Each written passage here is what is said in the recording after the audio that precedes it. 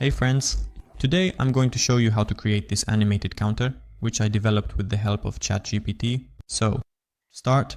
Let's open After Effects. Let's create a new composition. I always create a 4K composition at 3840 by 2160 pixels, frame rate 30, and let's set it to 10 seconds at 2160 pixels by 2160 pixels by pixel.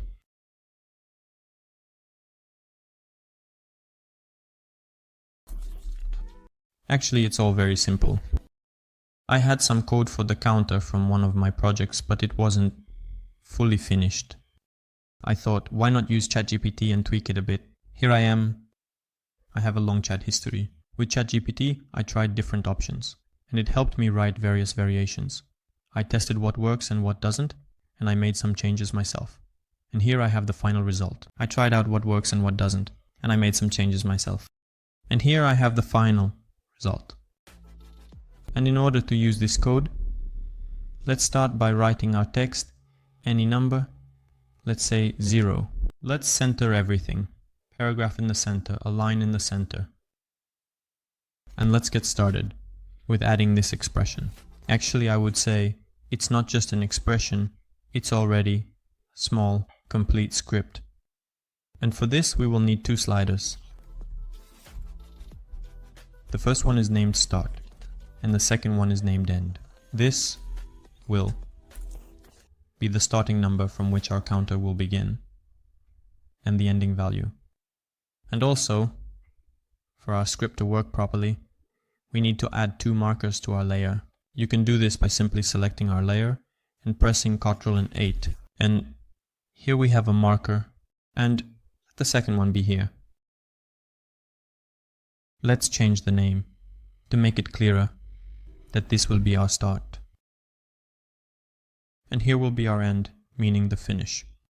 And after all these manipulations, we highlight our script. I'll leave it in the description below the video. And then we paste it into the source of our text. Since our start and end values are 0, nothing is happening for now. But let's set it to 100 and let it go up to 2000. And now we see that the animation starts right at the start and ends right at the finish.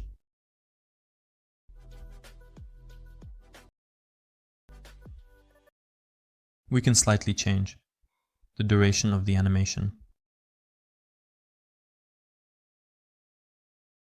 And we can also change the number to any value.